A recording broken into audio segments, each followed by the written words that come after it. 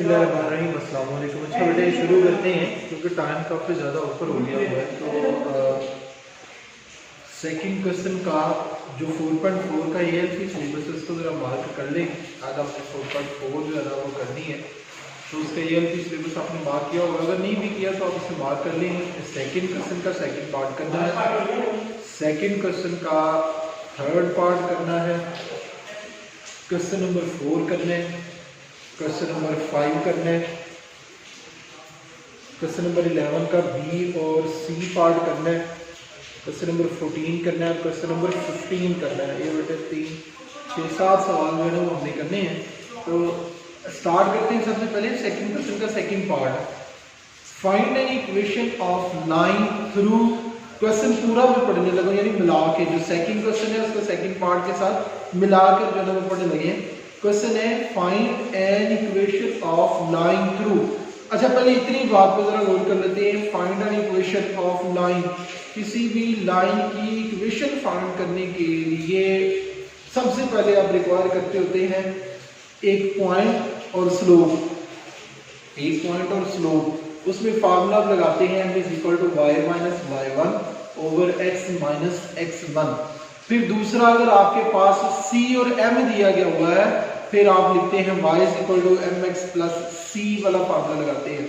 अगर to intercept वाला आ जाता है कि टू इंटरसेप्ट फॉर्म या इंटरसेप्ट फॉर्म का कुछ दिया होता है आपको डाटा, फिर आप यूज करते हैं x over a plus y over b is equal to 1। अगर आपके पास एंगल दिया गया होता है लाइन का, यानी उससे जो नॉर्मल लाइन है ओरिजिन से मिलाने वाली नॉर्मल लाइन जो है उसका एंगल दिया होता है और उसका डिस्टेंस दिया होता है, फिर आप नॉर्मल फॉर्म इक्वेशन की यूज करते हैं, वो है x cos alpha plus y sin alpha is equal to p। ये 3-4 डिफरेंट टाइप्स हैं जिनसे आप किसी भी लाइन की इक्वेशन जो है ना वो बना सकते हैं। अभी हम अपनी क्वेश्चन की सूरत हाल के मुताबिक जो है इनमें से कोई भी जो है वो यूज करेंगे। देखते हैं सेकंड क्वेश्चन का सेकंड पार्ट है intersection of lines x minus y minus 4 is equal to 0 and 7x plus y is equal to 20 and parallel and perpendicular. चलो परपेंडिकुलर को बाद में पढ़ते हैं, पहले पैरेलल के साथ क्वेश्चन पूरा पढ़ते हैं। मैं जरा जल्दी से पढ़ रहा हूं, इसको समझिएगा। Find an equation of line through point of intersection of these lines. पहले उनका पॉइंट ऑफ इंटरसेक्शन फाइंड करेंगे and parallel to this line. यानी क्वेश्चन ऐसे है कि आपके पास दो पॉइंट्स दिए हुए हैं, उनका पॉइंट ऑफ इंटरसेक्शन पहले तो फाइंड करेंगे। तो पॉइंट ऑफ इंटरसेक्शन फाइंड करने के बाद हमारे पास पॉइंट आएगा और स्लोप के लिए उन्होंने नीचे इक्वेशन दी हुई है। बेटे पहले तो ये दो points x minus y minus 4 is equal to 0 एक ये लाइन है, एक 7x plus y plus 20 is equal to 0 एक ये लाइन है। इनका पॉइंट ऑफ इंटरसेक्शन फाइंड करें। पॉइंट ऑफ इंटरसेक्शन फाइंड करने के आपने काफी ज्यादा मेथड जो है ना वो पढ़े हुए हैं। चलेंगे कोई एक जो है ना हम करते हैं। एक ये कि आप x की वैल्यू या y की वैल्यू एक में से लेके दूसरे में पुट कर दें, वो भी मेथड है। नहीं तो यहाँ पे तो सिंपली अगर आप इसको प्लस भी करेंगे तब हमारे पास जो है ना वो आंसर आ जाएगा। ये आप मेंशन करिएगा बेटा साथ के हमने क्या किया, x और 7x 8x प्लस इसलिए किया, ये कैंसिल हो जाएंगे, plus 16 is equal to 0, 8x is equal to आ जाएगा 16, x इज इक्वल टू आ जाएगा 16 ओवर 8। x का बेटे आंसर आ गया 2। जब x का आंसर यहाँ पे पुट करेंगे तो हमारे पास y का भी आंसर आ जाएगा 14 plus y plus 20 is equal to 0। ये हो जाएगा 34 दूसरे से जाके हो जाएगा minus y is equal to आ जाएगा माइनस 34। बेटे पॉइंट आ गया है 2 माइनस 32 और माइनस 34। ये जो दो लाइनें हैं इनका पॉइंट ऑफ इंटरसेक्शन जो है वो ये पॉइंट है। यानी इस लाइन की इसकी भी लाइन बनेगी, इसकी भी लाइन बनेगी, ये दोनों लाइनें कट करती हैं 2 माइनस 34 पॉइंट के ऊपर एक दूसरे को। ये उनका पॉइंट ऑफ इंटरसेक्शन है। पॉइंट ऑफ इंटरसेक्शन फाइंड करने के बाद जो अगली उसने बात कही है, पहली बात तो ये थी कि पॉइंट ऑफ इंटरसेक्शन में से पास करता है। दूसरा पैरेलल टू दिस लाइन। किस लाइन, ये लाइन के नीचे उन्होंने दी है, लाइन कौन सी है, 6x plus y minus 14 is equal to 0। ये लाइन है, इसके पैरेलल है। यहाँ से हमारे पास स्लोप आएगी। स्लोप कैसे फाइंड करते हैं, एक दो मेथड आपको बताया था, x is equal to minus a over b वाला अगर जनरल फॉर्म में है, लेकिन उसकी प्रैक्टिस बहुत कम करवाई है। दूसरा मैंने आपको बताया था y is equal to mx plus c वाला मेथड, तो वही हम यहाँ पे यूज करने लगे y एक साइड पर, बेटे x वाला दूसरे साइड पे जाके नेगेटिव 14 दूसरी साइड पे जाके पॉजिटिव। मैंने बोला था कि x का कोएफिशिएंट होता है उसे हम स्लोप बोलते हैं, तो इस लाइन की स्लोप आ जाएगी -6। जब उसने बोला ना पैरेलल, पैरेलल का मतलब ये कि जो हमने लाइन बनानी है उसकी स्लोप भी -6 है, तो हम फार्मूला लगाएंगे m y minus y1 over x minus x1। Slope की जगह पे -6, y की जगह पे हम पुट करेंगे y as it is, y1 की जगह पे आ जाएगा -34 ओवर x माइनस x1 की जगह पे आ जाएगा 2। ये इधर आके multiply, -6x plus 12 is equal to y plus 34। बेटे सारा कुछ एक साइड पर लिखे, -6x minus y plus 12 minus 34 is equal to 0, -6x minus y minus 22 is equal to 0। जब हम माइनस कॉमन लेके मल्टीप्लाई कर देंगे तो 6x plus y plus 22 is equal to 0, ये हमारे पास है ना वो रिक्वायर्ड इक्वेशन आ जाएगी। ये किस चीज का आंसर है? ये बेटा बेसिकली आंसर है अगर पॉइंट ऑफ इंटरसेक्शन और जो लाइन गिवन है उसके पैरेलल लाइन जो है हम बताते हैं, तो उसके पैरेलल लाइन जो है हम बता दें। दूसरा उसने कहा था इस लाइन के परपेंडिकुलर, तो परपेंडिकुलर की चीज है स्लोप चेंज हो जाएगी। स्लोप किस से आपसे चेंज करते हैं, कैसे चेंज करते हैं? स्लोप चेंज करनी बेटे, ये जो हमारे पास स्लोप -6 लिखी हुई है ना, इससे परपेंडिकुलर आपने बना दी। परपेंडिकुलर मैंने आपको बताया था कि इसका साइन भी चेंज कर देंगे और भी चेंज कर देंगे, स्लोप आ जाएगी 1/6।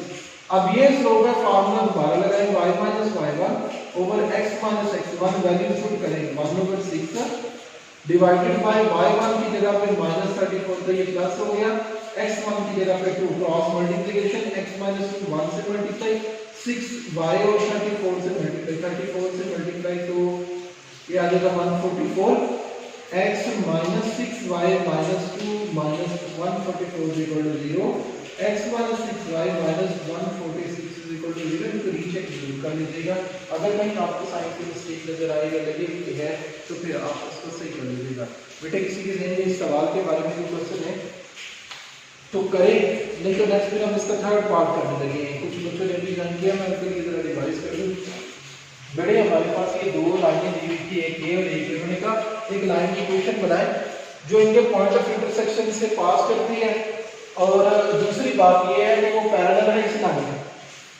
इनका पॉइंट ऑफ इंटरसेक्शन फाइंड किया कैसे, इनको सॉल्व करके, यानी सॉल्व द स्ट्रक्चर मेथड से, इन्वर्स मेथड से, x की वैल्यू पुट करने से, डिफरेंट मेथड है वहां से करते हैं। द पॉइंट आ गया 2 और -34, जब आप पॉइंट फाइंड कर ले वो पॉइंट आ गया, स्लोप के लिए इस लाइन को ले लेंगे, इस लाइन पे स्लोप फाइंड किया, स्लोप आ गई -6। जब पैरेलल है तो स्लोप ये यूज करनी है, m = y - y1 और x - x1, इसमें वैल्यूज पुट कर लेंगे। y1 और x1, y1 की वैल्यू ये है, x1 की वैल्यू ये है और m की वैल्यू ये। परपेंडिकुलर के लिए बस स्लोप चेंज हो जाएगी, स्लोप -6 है उसको हम कर देंगे 1/6 और साथ में प्लस भी कर देंगे। स्क्रीनशॉट लेना है तो ले ले बेटा, नहीं तो हम नेक्स्ट क्वेश्चन जो है ना वो फिर शुरू करेंगे।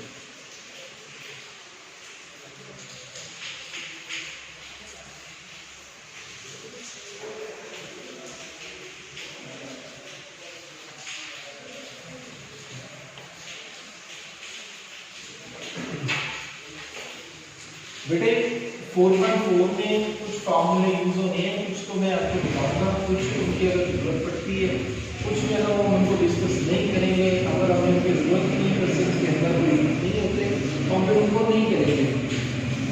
तो हर क्वेश्चन को देख लेंगे, अगर जरूरत पड़ती है तो मैं जरूर आपके साथ वो फार्मूला शेयर करता हूँ कि ये फार्मूला जो है ना वो आपने इसमें लगाना है, ये यूज हो रहा है। अच्छा बेटा अभी जरा अगर क्वेश्चन पे हैं, क्वेश्चन में सेकंड का थर्ड पार्ट करना है, through the intersection of point these lines and making equal intercept. अब इसमें इंटरसेप्ट का जिक्र आ गया, इक्वल इंटरसेप्ट का क्या तरीकेकार होगा। मैं आपको एक बात बताऊं, अगर दो लाइनों की इस तरह लिखते हैं फिर आपको एक्सप्लेन करता हूँ, इसमें एक नया फार्मूला यूज करना पड़ेगा तो मैं आपको बताता हूँ। सेकंड क्वेश्चन का पार्ट नंबर 3 जो है हम करने लगे। ये दो लाइनें हैं, x + 2 y + 3 = 0 और दूसरी है 3x + 4 y + 7 = 0। ये दो लाइनें हैं, इजी सा फार्मूला है, कर लेंगे। अगर क्वेश्चन आ जाए find an equation of line through point of intersection of these two lines, यानी ये जो दो लाइनें हैं इनके पॉइंट ऑफ इंटरसेक्शन से लाइन पास कर रही है, उसकी इक्वेशन बनाए। बड़ा इजी फॉर्मूला है। इस लाइन को लिखें, ये लाइन नंबर 1 है, प्लस इस लाइन को लिखें 3x + 4y + 7। सेकंड लाइन को k से मल्टीप्लाई करना है, ये लाइन है। ये किसका फॉर्मूला बताया है? अगर क्वेश्चन है find an equation of line through point of intersection, पिछले क्वेश्चन में ये यूज नहीं किया क्योंकि बेटे इस क्वेश्चन के अंदर हमें स्लोप मिल रही थी। पॉइंट ऑफ इंटरसेक्शन फाइंड करना आसान था, हमने कहा चलो पुराने मेथड से जो ना वो कर लें, बेटर था वही हमने यूज कर लिए, वही बेटर था उस क्वेश्चन के लिए। इस क्वेश्चन के लिए ये इसलिए करना पड़ा क्योंकि इसमें स्लोप नहीं, इसमें उसने टू इंटरसेप्ट फॉर्म का जिक्र कर दिया है, यानी इसमें लिखा हुआ है making equal intercept of axis. ये ऐसे समझे मैंने लाइन की क्वेश्चन बना दी है, लेकिन के नहीं हमें पता, के फाइंड करना है। के फाइंड करना है, कहां से फाइंड करना है? उसके लिए कंडीशन दी हुई है कि इस इक्वेशन के, ये जो इक्वेशन है, इस इक्वेशन नंबर 1 बोलते हैं, ये बेटा बात समझे हमने फाइंड करनी हुई है, बस के की वैल्यू फाइंड करनी है। कंडीशन क्या लगानी है?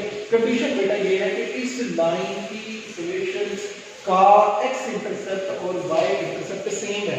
इस क्वेश्चन के अंदर उसने लिखा हुआ है making equal intercept. Equal intercept मतलब ये है कि जो हमारी टू इंटरसेप्ट फॉर्म है x over a plus y over b equal to 1, बेटे ये टू इंटरसेप्ट फॉर्म है, ये x इंटरसेप्ट है, ये y इंटरसेप्ट है, a और b सेम है, ये इस क्वेश्चन की कंडीशन है। लेकिन हम पहले इस इक्वेशन को इसकी फॉर्म में करेंगे तब भी हम x इक्वल यानी a और b को सेम लिख सकेंगे ना।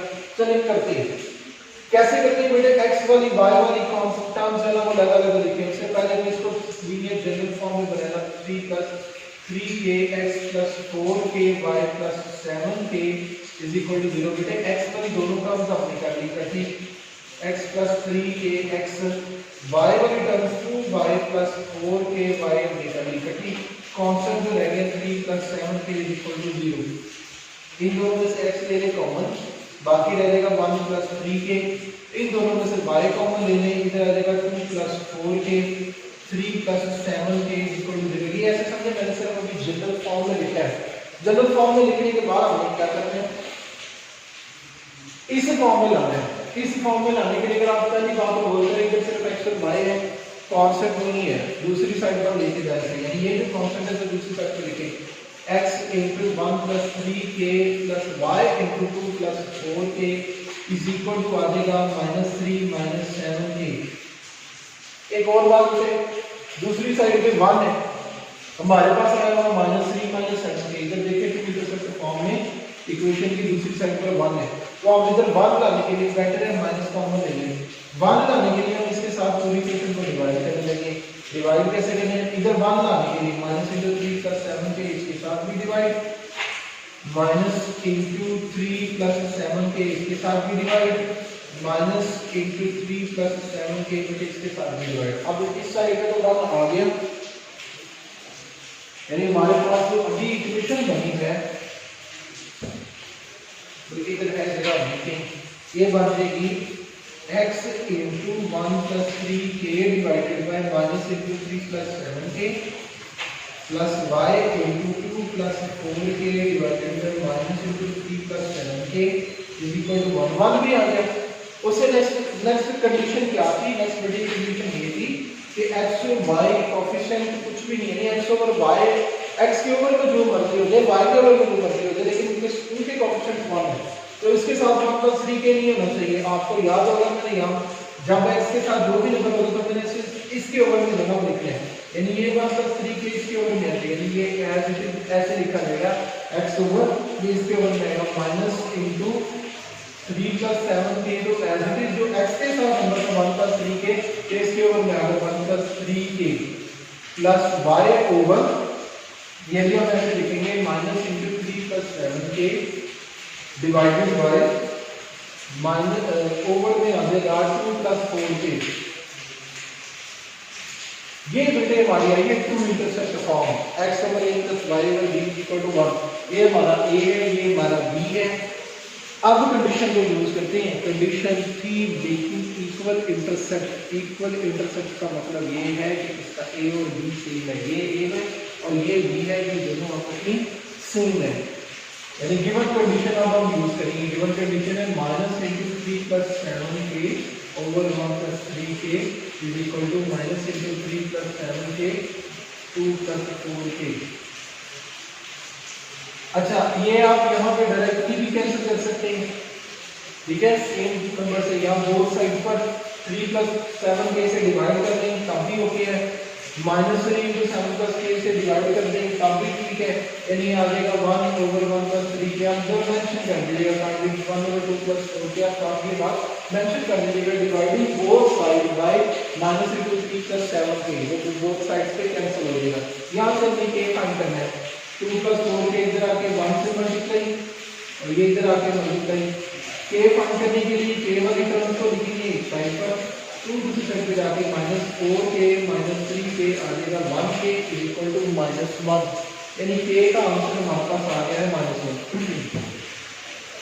k इज इक्वल टू -1, ये k हमने फाइंड करना है। k की वैल्यू इक्वेशन नंबर 1 में पुट कर देंगे, वो हमारा रिक्वायर्ड आंसर आ जाएगा x plus 2y plus 3 plus k की जगह पे -1 into 3x plus 4y plus 7 is equal to 0, x plus 2y plus 3 minus 3x minus 4y minus 7 is equal to 0।